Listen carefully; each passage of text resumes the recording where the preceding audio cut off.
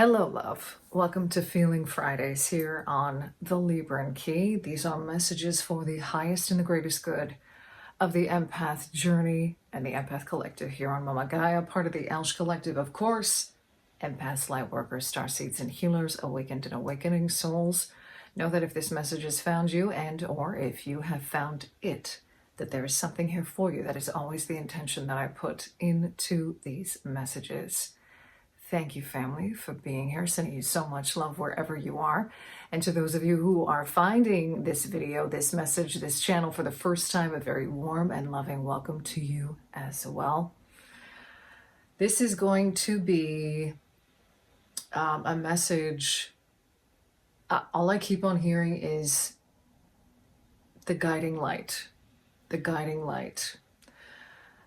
We have the Venusian angelic realm coming through for this particular message, the energy of Archangel Raphael, and the energy of the goddess Hestia or Hestia, 111 on the counter as I say that, wanting to come through for this as well.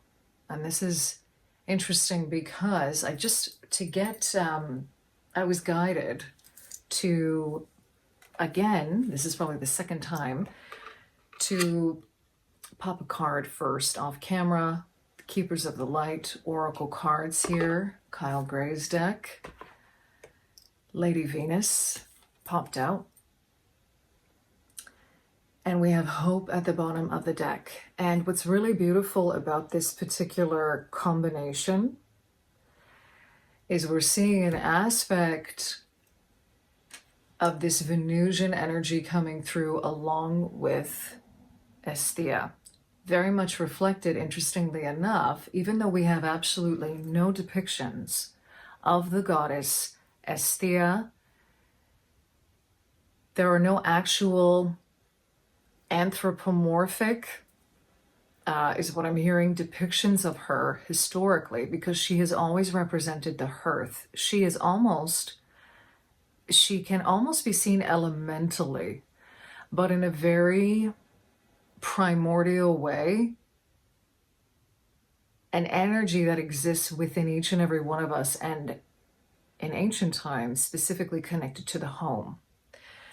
And what's interesting is it's the colors in this particular depiction of hope which remind me a lot of Hestia. And, you know, if you look at all the different kind of energies in this deck, you don't get a lot of, like, there's maybe like, who's this? Yeah. We have some kind of different depictions of that, but specifically this is one coming in as feminine. So we've got aspects of the divine feminine here coming in for this message to begin.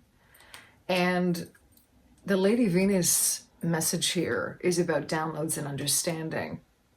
And especially with regard to light and seeing light around us. I'm going to read the extended message from the book. I just got this deck, so I'm getting familiar with it.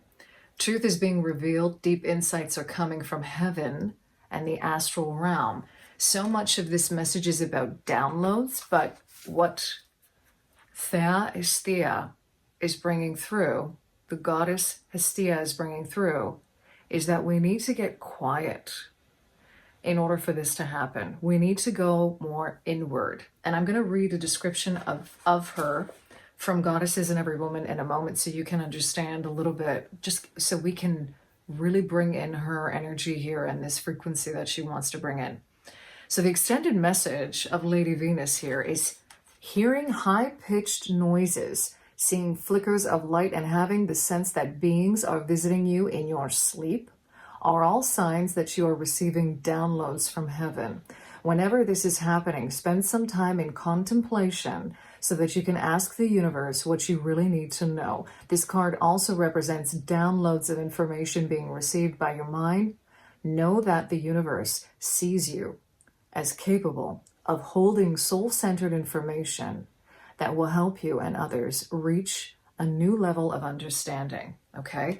Really emphasizing here time for contemplation and also being able to hold this soul-centered information.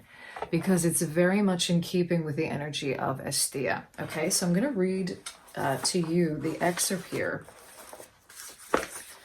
from, this was a pretty monumental book when I read it years ago, Goddesses in Every Woman. This is by Jean Chino de Bolin. I'm just going to read a couple of parts here with regard to the opening here, where she starts talking about Hestia, goddess of the hearth and temple, wise woman, and maiden aunt or aunt, depending on how you pronounce it, okay? Hestia was the goddess of the hearth, or more specifically of the fire burning on a round hearth. And I want to also, while we're hearing these words, to tap into the energy of the home as also our bodies, okay, being our temples. She is the least known of the Olympians. Hestia and her Roman equivalent Vesta were not represented in human form by painters or sculptors. Instead, the goddess was felt to be present in the living flame at the center of the home, temple, and city. Hestia's symbol was a circle. Her first hearths were round, and her temples were also. Neither home nor temple were sanctified until Hestia entered. She made both places holy when she was there. Hestia was apparently a spiritually felt presence, as well as a sacred fire that provided illumination, warmth, and heat for food. There's a lot in that passage, okay? So I would feel free to even repeat this or listen to it again, because her energy is incredibly, it's very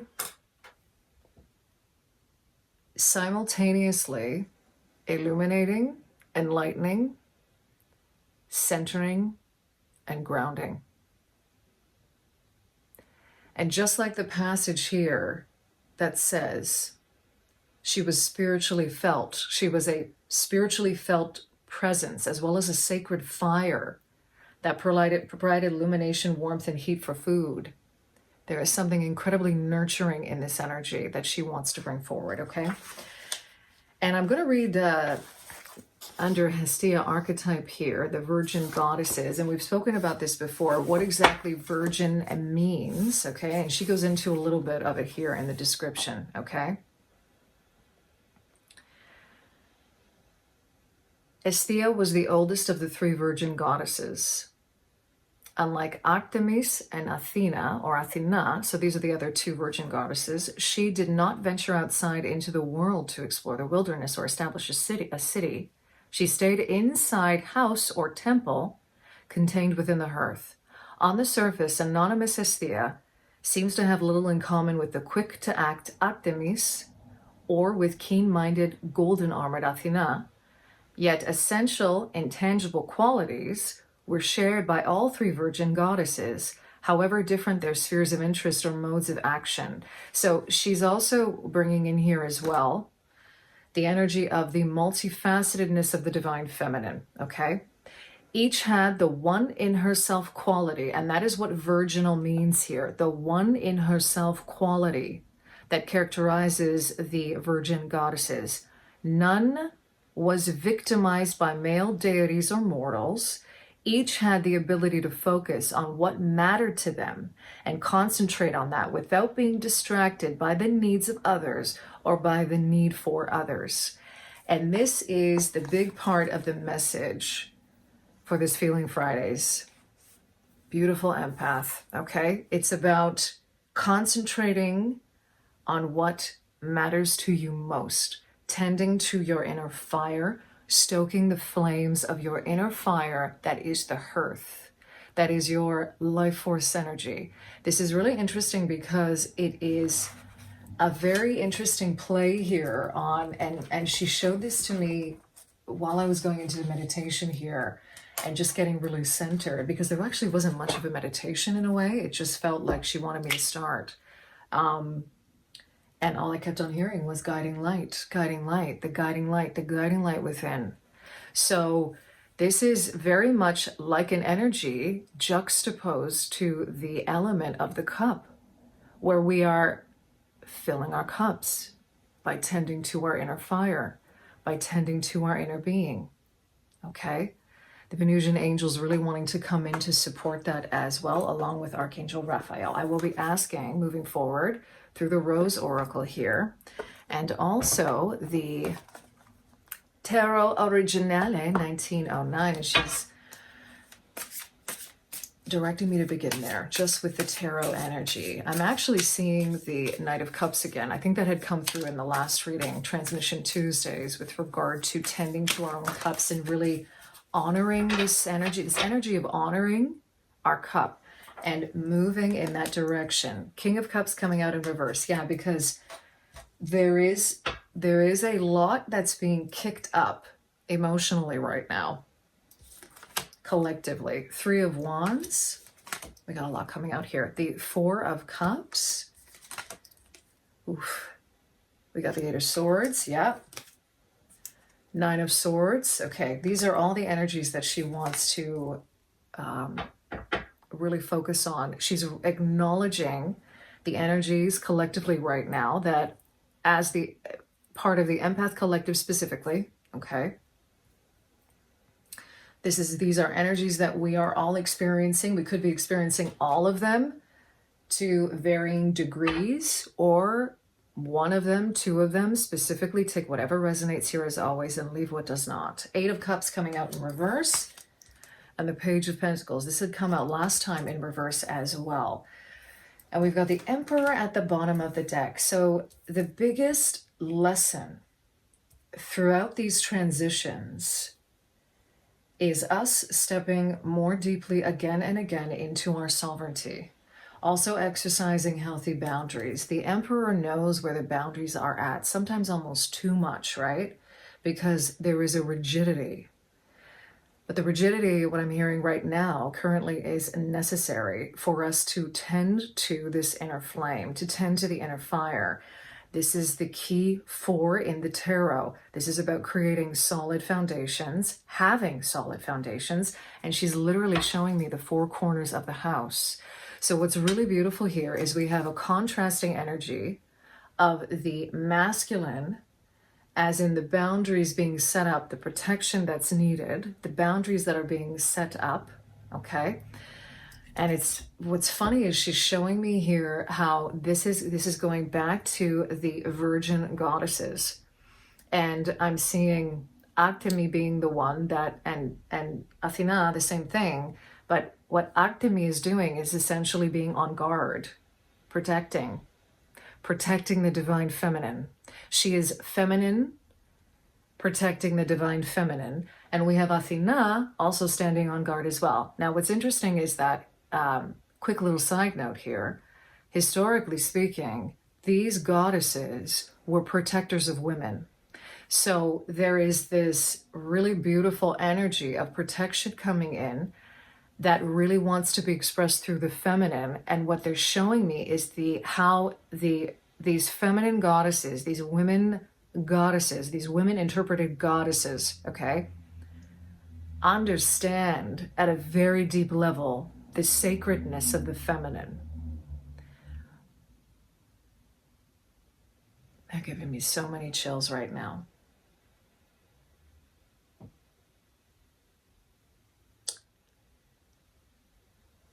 You know, and I'm hearing the word avenge. This is the energy of Artemis coming through for this, because there are stories of her in mythology where you just don't mess with her, okay?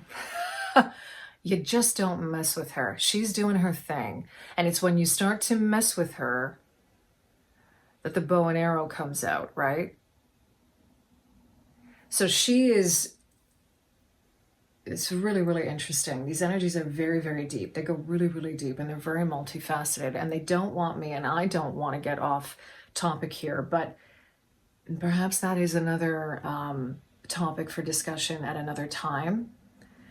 because there's something so deep here with regard to this understanding of the feminine, okay? And the complexity, this very holistic, complex understanding of the feminine and how it works, and how she has always been here. And even though we are in a time where she again is rising to the fore and there is a rebalancing taking place, my God, her energy is just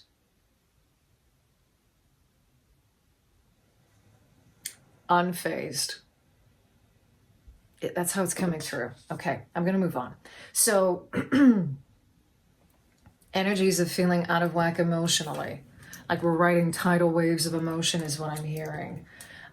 This is very much an energy of being sort of halfway in, halfway out, right? Like we're not fully there yet. This could be an energy of us feeling essentially like we want to do something creative and we don't know where to go next, okay?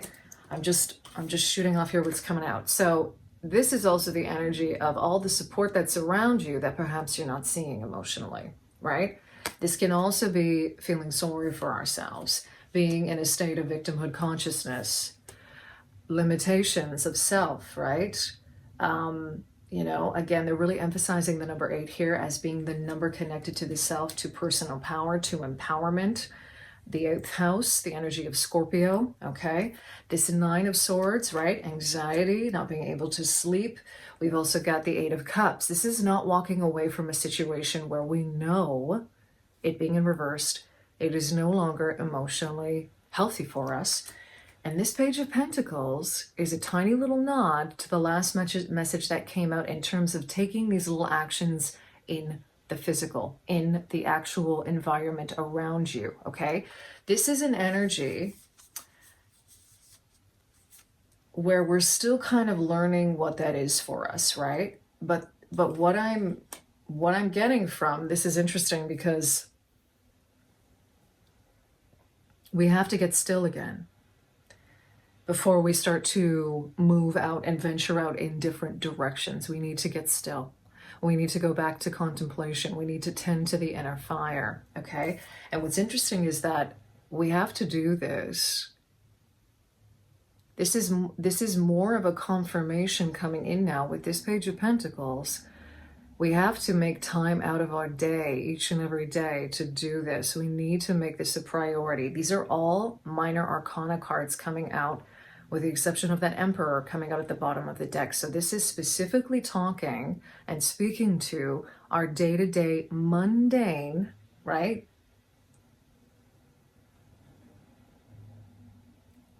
Experience.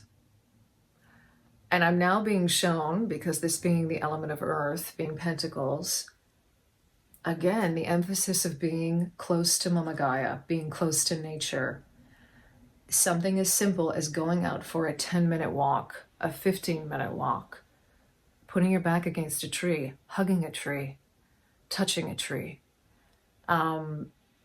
This act of getting this simple physical action of moving, the simple physical action of moving, the simple physical action of, even if you're not outside and you're in your home, creating a space in your home where you can sit, to meditate, to contemplate. The simple act of closing the door to a room so that you are alone and able to tap more deeply into the energy of Hestia, of the Hearth within you. That's what's coming through with this Page of Pentacles. Tending, because how I'm looking at it right now and how I've had the cards spread out, this Page of Pentacles has their back to the rest of these energies that have come out. And instead of focusing on the emotion or the thought or the thing that is distracting, what really matters to this page, what really matters to us, instead we are going and looking within. We are looking within. We are looking within the body. We are tending to the body. We are tending to the hearth. We're tending to our home. We're tending to our sacred space. Okay? I'm going to pop now some cards from the Rose Oracle as well.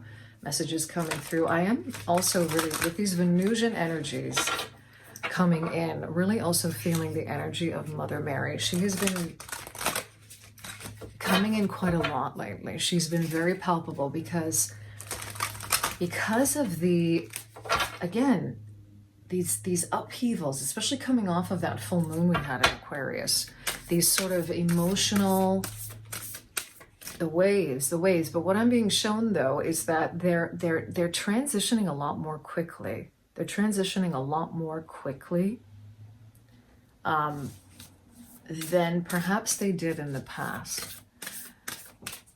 I also forgot to mention that, I'll bring that in a second, the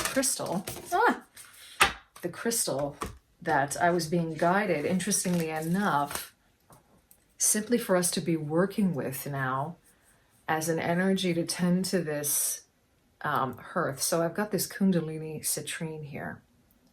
Now, what's interesting is that I was shown this particular crystal, because of the way it's shaped, as a way for us to actually, as symbolic of this Hearth within us, as symbolic of this fire within us, connected to the solar plexus. And what I think is really sort of beautiful here is we're bringing in this energy of Hestia along with it, which may seem very contrasting, but actually she's showing me that they're not. She's showing me this beautiful synthesis of the stillness needed to tend to this inner fire, to really tap into the true nature of our own will, the true nature of what's really going on in this area of our bodies, okay? I'm also getting, I'm being reminded here of the energy that I've spoken of before. Sarah Caldy was the first person I ever heard talk about this with regard to a compromised solar plexus with empaths, okay? I can't remember when that had come through and when we had spoken about that in a particular message, but this is the energy of, a lot of this has to do with the deprogramming, okay? The deprogramming that each and every one of us is experiencing as we have this awakening, as we start to peel back the layers of this frickin' onion when it comes to programming and indoctrination, okay? That's where we have a compromised will, because we are acting, our volition is what I'm hearing, is not coming directly from our truth, our willpower, our true willpower, our true center, okay? And I'm also being shown the energy of the heart feeding this solar plexus. So one way that we can begin to, within this sacred space, within this contemplation, with tending to this Hearth, how she's showing it to me right now, Hestia, is this energy of you tending to the heart space, each and every one of us, this heart energy feeding the will. So essentially, this is about acting and making decisions from a place of deep love for ourselves, deep love for our bodies, deep love for our temples, deep love for our soul, deep love for the reason we are here. This act of love and devotion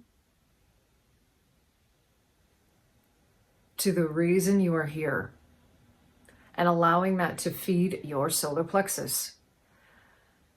And that, interestingly enough, can look very, very different for each and every one of us. You can do it energetically by focusing on this heart center, the energy around the heart, whether you see that, you feel that, whether you hear it as moving into the solar plexus to tend to this energy. I'm seeing Mother Mary and Hestia nurturing our solar plexus, tending to the compromised will. The sacred union. Yeah. The sacred union. Beloved within, inner and outer relationships. This is a direct commentary on when we tend to our inner self, it is then reflected in our outer relationships. The grandmothers, remember your roots, perspective, trust the weavings. This is how I'm feeling Mother Mary coming through. Remember your roots, perspective, trust the weavings. We're being asked to trust a lot right now. And for those of us who are a lot more comfortable in our masculine energy, this can be a very challenging thing right now.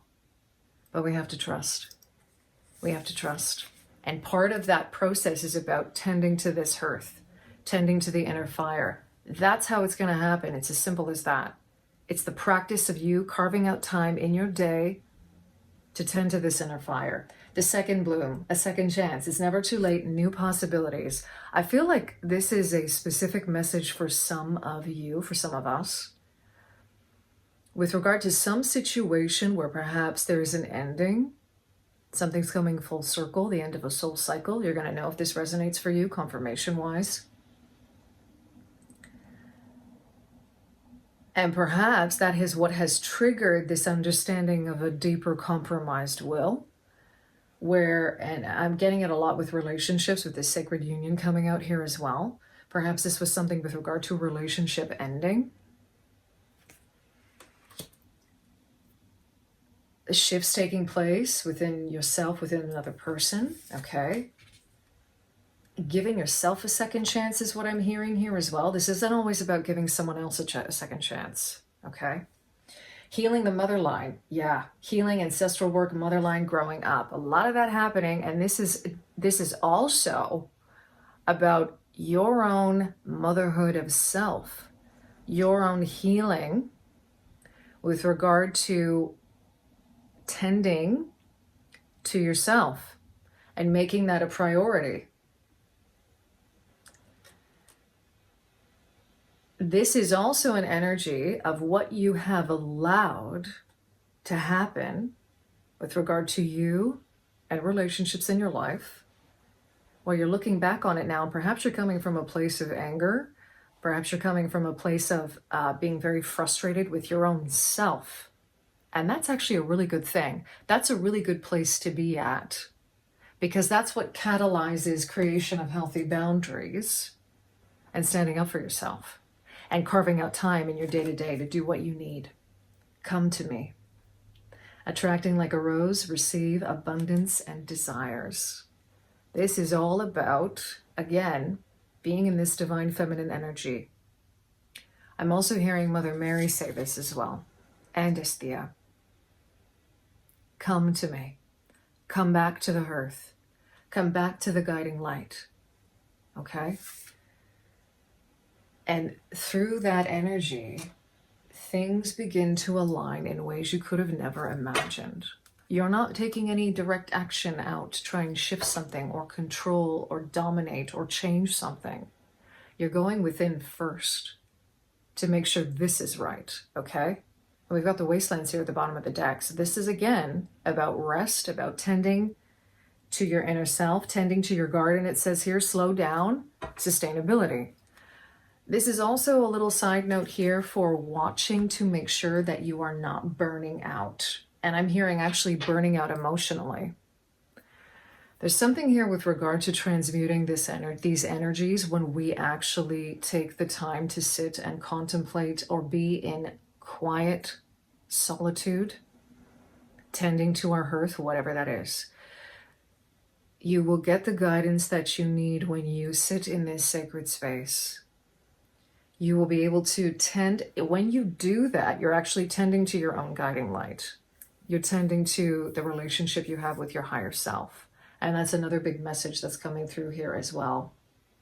Connecting to your higher self in this space, okay? I'm going to leave it there, even though I feel like they want to bring so much more through for this message. And I feel like there will be more to come. Her energy is incredibly palpable right now and being directed again to remind you to go back to the beginning part, reading that excerpt from Jean Shinoda Boland's Goddesses in Every Woman, because There's something in that. There's something in the words, in what she's written, that Lady Venus here is showing me is going to really get the downloads going and the activations happening. Okay? Thank you to these beautiful Venusian energies, these angelic energies coming through for this reading. Thank you, Archangel Raphael. Thank you, Mother Mary. Thank you, Hestia, for being here, for sharing these beautiful messages with us. I thank you for spending your time and energy with us in this space, and I'm sending you so much love wherever you are, empath, in love and liberation always.